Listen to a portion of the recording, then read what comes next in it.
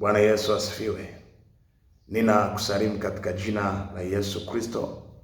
Ninamshukuru Mungu ambaye tena amenipa nafasi hii ya kuwepo mbele zako, ya kuzungumza na wewe kwa habari ya ujumbe wa neno lake.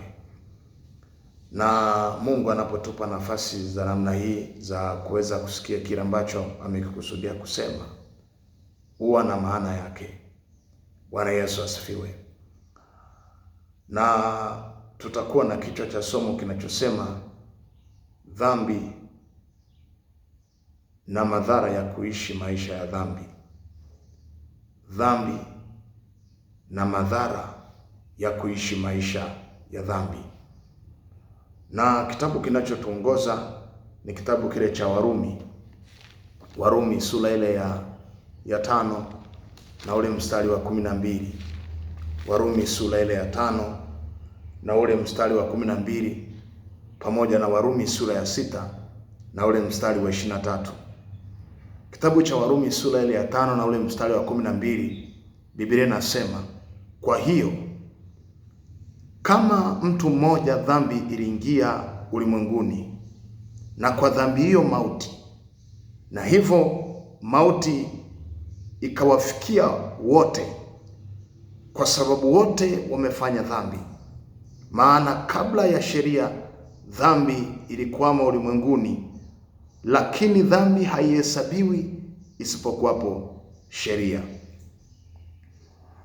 Warumi sura ya 6 mstari ule wa 23 anasema, kwa maana mshahara wa dhambi ni mauti, bali karama ya Mungu ni uzima wa milele katika Kristo Yesu Bwana wetu.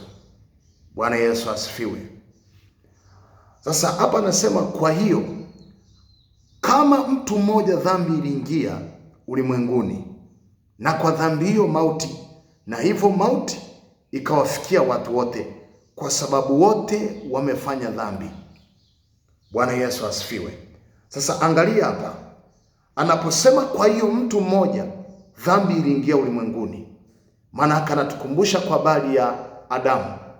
Tunakumbuka kilichotokea pale bustani ya Edeni, ya kwamba Mungu badala ya kumuumba mwanadamu akamweka kwenye bustani ya Edeni, na alivyomweka kwenye bustani ya Edeni, Mungu akamwambia ale matunda ya miti yote, lakini akampa maelekezo ya kwamba mti wa ujuzi wa mema na mabaya usile, kwa sababu ukila utakufa. Bwana Yesu asifiwe. Kwa lugha nyingine, anajaribu kumwambia ya kwamba ukila umefanya dhambi, na baada ya kufanya dhambi yako madhara yake, ambacho ni kifo. Sasa anaposema kwa mtu mmoja dhambi iliingia ulimwenguni, na kwa dhambi hiyo mauti, maana anajaribu kutuonesha ya kwamba ile dhambi aliyoifanya pale Edeni Adamu, anatuonesha na madhara yake. Biblia inasema ilipoingia ulimwenguni, mauti ikawakuta watu wote, hata wale wasiofanya dhambi. Bwana Yesu asifiwe. Sasa ili tuweze kwenda vizuri, lazima tujiulize, nini maana ya dhambi? Bwana Yesu asifiwe. Dhambi ni uasi. Dhambi ni uasi, na uasi ni kwenda kinyume cha maagizo au maelekezo uliopewa. Bwana Yesu asifiwe. Dhambi ni uasi, na uasi ni kwenda kinyume cha maelekezo au maagizo uliopewa na Mungu. Waraka wa kwanza wa Yohana sura ile ya 3 na ule mstari wa 4, Biblia inasema, kila atendaye dhambi afanya uasi, kwa sababu dhambi ni uasi. Na uasi ni kwenda kinyume cha maelekezo ya Mungu aliyokupa. Kwa hiyo kama Mungu amekwambia ya kwamba ikumbuke siku ya Bwana na uitakase, wewe siku hiyo ukafanya kazi, maana yake umefanya uasi.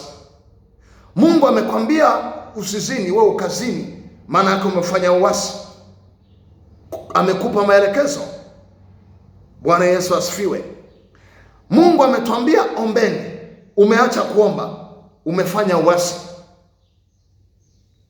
Mungu amekwambia ukanitolee sadaka kiasi fulani, ukaacha kutoa sadaka kile kiasi ambacho Mungu amekuelekeza utoe, maana umefanya uasi. Mungu amekwambia mpende jirani yako kama nafsi yako, wewe unamchukia jirani yako, maana umefanya uasi. Bwana Yesu asifiwe. Haleluya. Sasa nini manake? Manake nataka nikuoneshe, sio watu wengi sana ambao huwa wanatafakari dhambi na madhara yake.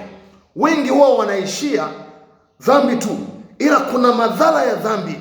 Na leo nitakupa yako mengi, lakini leo tutaangalia madhara mojawapo ya dhambi. Bwana Yesu asifiwe sana. Haleluya. Anaposema kwa dhambi iliingia ulimwenguni, na hivyo mauti ikawafikia watu wote, kwa sababu wote wametenda dhambi. Bwana Yesu asifiwe. Sasa leo nataka nikuoneshe madhara mojawapo ya dhambi.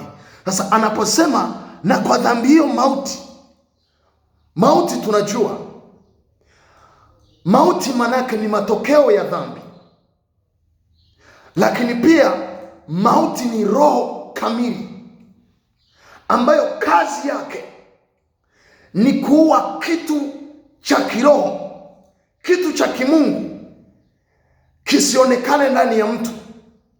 Ndio kazi ya mauti, kwa sababu mauti inafanya kazi na roho ya uharibifu. Kwa hiyo mauti inapoingia, unapoona sehemu kuna roho ya mauti, aidha kwenye familia au kwenye maisha ya mtu, lazima kwanza ujue, kwa sababu kama mauti ni matokeo ya dhambi, maana yake lazima uelewe kwamba kama kuna roho ya mauti, kwa hiyo ujue kuna mlango uliofungulia hiyo roho ya mauti. Bwana Yesu asifiwe. Kwa sababu hapawezi pakawepo roho ya mauti pasipo kufunguliwa mlango, kwa sababu anasema kwa dhambi hiyo mauti, na hivyo mauti ikawakuta watu wote. Maana yake dhambi ilimuondoa Adamu kwenye nafasi ambayo alikuwepo, ikamuondoa kwenye nafasi. Kwa hiyo kati ya kitu kimoja hapo ambacho ilikifanya, maana yake ile roho ya mauti ikatawala, ikaondoa kitu cha kimungu ndani ya Adamu, na Adamu hakuwa na nafasi tena ya kukaa kwenye bustani ya Edeni. Mungu akamfukuza, kitu cha kimungu kiondoka ndani yake. Bwana Yesu asifiwe sana. Haleluya. Sasa nataka tuanze kutazama kidogo kwa habari ya madhara ya maisha ya dhambi, madhara ya kuishi maisha ya dhambi, madhara ya kuishi maisha ya dhambi. Angalia,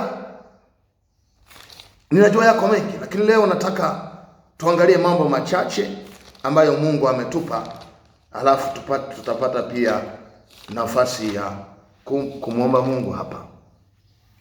Angalia, madhara mojawapo ya kuishi maisha ya dhambi, madhara mojawapo ya kuishi maisha ya dhambi ni hii. Dhambi, maisha ya dhambi yanaua kitu cha kiroho kwa mtu wa ndani. Maisha ya dhambi yanaua kitu cha kiroho kwa mtu wa ndani. Bwana Yesu asifiwe. Na tunaposema mtu wa ndani, maana yake ni huyu mtu asiyeonekana. Na tunajua mwanadamu ana pande kubwa mbili za kimaisha. Ana maisha haya ya mwilini na ana maisha ya rohoni. Sasa maisha haya ya mwilini yanaendeshwa na maisha ya mtu wa rohoni. Kama ambavyo mtu wa nje alivyo na mtu wa ndani ndivyo alivyo. Unasema namaanisha nini? Maana yake kama mtu wa nje ana macho, mtu wa ndani naye pia ana macho. Ndio tunaita macho ya rohoni. Kama mtu wa nje ana miguu na wa ndani ana miguu, kama mtu wa nje ana mikono na mtu wa ndani ana mikono, Mungu anaposema nitabariki kazi ya mikono yako, maana yake ataanza kubariki kwanza mtu wa ndani, na ili tuone ya kwamba Mungu amebariki kazi ya mikono ya mtu, tutaona matokeo ya mtu wa nje. Bwana Yesu asifiwe. Maana yake mtu wa ndani, tunapomsema mtu wa ndani, tunamaanisha kwa habari ya nafsi ya mtu, tunamaanisha kwa habari ya moyo wa mtu. Bwana Yesu asifiwe. Haleluya. Kwa hiyo mtu wa ndani maana yake tunamaanisha roho pamoja na nafsi.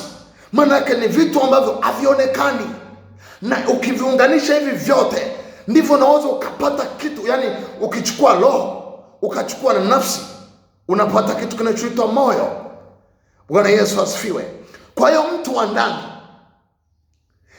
ndiye ambaye anaweza akaendesha maisha ya mtu. Manake the way ambavyo tunaona maisha ya nje ni tafsiri ya mtu wa ndani namna alivyo.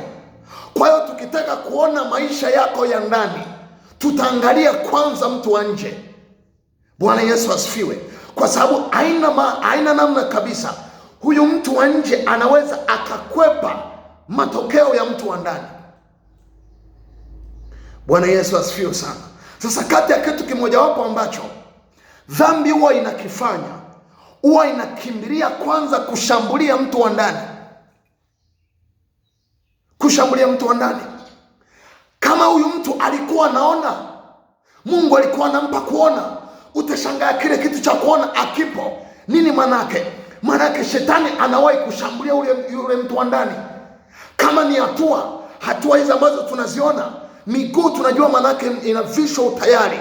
Kwa hiyo kama mtu wa ndani, kama mtu wa nje ana miguu, manake mtu wa ndani pia ana miguu.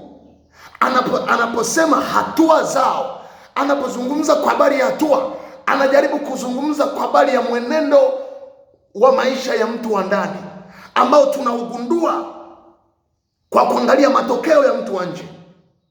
Kwa hiyo kama hatua za mtu wa ndani zikikamatwa, huku nje hatuwezi tukaona kitu chochote. Bwana Yesu asifiwe. Haleluya. Sasa angalia, dhambi huwa ina tabia ya kushambulia kile kitu cha ndani. Mtu alikuwa na uwezo wa kuomba, utashangaa ghafla ile nguvu inapotea. Mtu alikuwa na uwezo wa kuona na anasimama, alikuwa na uwezo wa kusimama na kaona juu ya kanisa, lakini utaanza kushangaa kile kitu kinapotea. Na ndio maana Paulo anapoingia kwenye kanisa la Efeso anasema macho ya mioyo yenu yatiwe nuru, ili mpate kujua tumaini la mwito wake. Manake Paulo alikuwa anajaribu kuliambia kanisa la Efeso ya kwamba kuna kitu ambacho mimi nakiona, kuna kitu Mungu anatamani muone, lakini hamkioni. Kwa nini? Kwa sababu kuna kitu kimefinywa, na kama macho ya mtu wa ndani yakifinywa, huko nje hawezi akaona sawa sawa. Wengine watakuwa wanaona fursa, yeye haoni fursa. Nini manake? Manake yule mtu wa ndani tayari amekwisha kubanwa. Bwana Yesu asifiwe. Sasa nataka nikutazamishe jambo hili. Tunajua mtu wa ndani kuna nafsi na mtu wa ndani kuna moyo. Sasa kati ya kitu kimojawapo ambacho huwa shetani anakitafuta siku zote ni kushambulia moyo wa mtu, na dhambi huwa ina tabia ya kushambulia moyo wa mtu. Kama mtu alikuwa na moyo mzuri wa kumpenda Mungu, dhambi inaposhambulia moyo, utaanza kushangaa ghafla huyu mtu kama alikuwa na roho ya ibada imeisha. Kama huyu mtu alikuwa na kiu ya maombi imekata. Maana yake nini? Maana yake shetani huwa anatafuta kushambulia sana moyo wa mtu. Mungu anaposema rinda sana moyo wako kuliko yote uyalinayo, kwenye ile Mithali sura ya 4 mstari wa 23, anasema rinda sana moyo kuliko yote uyalinayo. Kwa nini? Kwa sababu mtu ni moyo. Kama mtu moyo wake ukiharibiwa, maisha yake yameharibiwa. Bwana Yesu asifiwe. Moyo wa mtu ukiharibiwa, aidha na watu au na shetani, maisha yake yanaweza yakavurugika. Na ndio maana Mungu anasema rinda sana moyo wako kuliko vyote uvilindavyo. Kwa nini? Kwa sababu kwenye moyo ndiko kunakotoka chemichemi za uzima. Angalia kwenye kile kitabu cha Warumi sura ile ya 9, anasema hivi: kwa kuwa mtu akimkiri Yesu kwa kinywa chake Kwa hiyo kazi ya kinywa ni kukiri, alafu ona, kazi ya moyo ni kuamini. Kwa hiyo anajua shetani akibana moyo ameharibu maisha ya mtu kabisa. Bwana Yesu asifiwe. Haleluya. Kwa hiyo moyo wa mtu wa ndani ukiharibiwa, maisha yake yameharibiwa. Angalia kile kitabu cha Mathayo ile sura ya 15 na ule mstari wa 8. Angalia hawa watu walivyoenda kumwabudu Mungu. Alafu cheki Yesu anachokisema. Anasema hawa watu wananiheshimu kwa midomo, lakini mioyo yao iko mbali nami. Mioyo yao iko mbali nami. Kwa lugha nyingine, sura zetu kwa Mungu ni mioyo. Yaani moyo wangu jinsi ulivyo ndiyo sura yangu mbele za Mungu. Kwa hiyo ninapoenda mbele za Mungu, Mungu atazami maneno ninayoyasema, anatazama moyo wangu kwanza, anatazama hali ya moyo kwanza. Kwa hiyo hata tunapoenda kumwabudu Mungu, Mungu huwa atizami maneno, huwa atizami mtu alivyovaa, huwa anatazama moyo wa mtu kwanza. Swali la kujiuliza, moyo wako ukoje mbele za Mungu? Moyo wako ukoje mbele za Mungu? Bwana Yesu asifiwe. Okay, ngoja tusogee kidogo. Moyo unapoharibika, asilimia kubwa ya maisha ya mtu huwa yanaharibiwa. Kama anasema linda sana moyo kuliko yote walindayo, manake kama moyo wa mtu ukiharibiwa, maisha yake yanaharibiwa. Bwana Yesu asifiwe. Haleluya. Alafu andika jambo hili. Shetani siku zote huwa anatafuta kuharibu moyo wa mtu. Shetani siku zote huwa anatafuta kuharibu moyo wa mtu. Bwana Yesu asifiwe. Shetani siku zote huwa anatafuta kuharibu moyo wa mtu au moyo wa mwanadamu. Kwa nini? Kwa sababu moyo wa mwanadamu ndio uliobeba chemichemi za uzima. Kwa hiyo shetani anajua akikamata moyo wa mtu, amekamata maisha yake. Angalia kitabu kile cha Wafalme wa Kwanza. Wafalme wa Kwanza sura ile ya 11. Wafalme wa Kwanza sura ile ya 11 na ule mstari wa kwanza mpaka wa 4. Anasema Mfalme Daudi akawapenda wanawake wengi wageni pamoja na binti yake Farao, wanawake wa Moabi na wa Amoni na wa Edomi na wa Sidoni na wa Hiti na wa mataifa ambao Bwana aliyowaambia wana wa Israeli msiingie kwao. Anasema kwa kuwa hakika wataigeuza mioyo yenu kuifuata miungu yao. Sulemani akaambatana nao na kuwapenda, akawapenda wanawake, akawa na wake 700 binti za kifalme na masuria 300, na wakeze wakamgeuza moyo. Maana ikawa Sulemani alipokuwa mzee, wake zake wakamgeuza moyo wake, haukuwa mkamilifu kwa Bwana Mungu wake kama moyo wa Daudi baba yake. Sasa nataka uje uone hapa, Mungu anawasisitiza wana wa Israeli ya kwamba wasije wakaoa baadhi ya makabila, na akawatajia kwa nini. Akawaambia kwa sababu hayo makabila kuna roho nyingine ambayo wameibeba. Roho gani? Roho ya miungu. Na anasema kama mkiolewa na mkioa hao wanawake, maana anasema watawageuza mioyo yao, mioyo yenu muifuate miungu mingine. Bwana Yesu asifiwe. Alafu anasema hata Sulemani alipokuwa mzee, anasema moyo wake haukuwa mkamilifu mbele za Bwana. Maana yake nini? Kumbuka Sulemani alikuwa ni mtu mwenye hekima, alikuwa ni mtu mwenye maarifa, alikuwa ni mfalme na Mungu alimtumia akamjengea madhabahu. Lakini cheki, baada ya kuoa hao wanawake, Biblia inasema wakamgeuza moyo wake. Hujawahi kuona mtu alikuwa mzuri kabisa, lakini baada ya maisha ya dhambi, kama alikuwa mwaminifu, uaminifu unaondoka kabisa. Kwa nini? moyo umeshashambuliwa. Alikuwa mwaminifu kwenye ibada, alikuwa mwaminifu kwenye ishu za kimaombi, alikuwa mwaminifu kumtolea Mungu sadaka, alikuwa mwaminifu kutunza agano la Mungu. Lakini baada ya shetani kushambulia moyo wake, uaminifu unaondoka. Sulemani namna alivyokuwa mwaminifu mbele za Bwana, anasema moyo wake tena ukuwa mkamilifu. Nini maana yake? Kuna kirusi kimeshaingia kushambulia moyo wake. Bwana Yesu asifiwe. Na ndicho ambacho shetani huwa anakitafuta, kuharibu moyo wa mtu. Na ndio maana kwenye kile kitabu cha Ezekieli sura 11 mstari wa 19 mpaka wa 20, Mungu anasema naye ataigeuza mioyo yao ambayo imeshakuwa mioyo ya jiwe, ili awarudishie mioyo ya nyama. Maana anachojaribu kutuambia pale Mungu nini? Maana shetani ameshaingia kazini, ameshageuza mioyo ya wanadamu. Kuna watu wamegeuza mioyo yao, imeshakuwa mioyo ya jiwe, haiwezi kumsikia Mungu hata ungefundishaje, hata ungehubirije. Maana shetani tayari ameshaingia kazini, ameshageuza mioyo yao, imeshamwacha Mungu. Bwana Yesu asifiwe. Ndicho alichokitafuta kwa Adamu, akaharibu moyo wake. Adamu aliyekuwa mkamilifu akitunza agano la Mungu hakuwa mkamilifu tena. Kwa hiyo dhambi huwa inatafuta sana kuwa kitu cha ndani.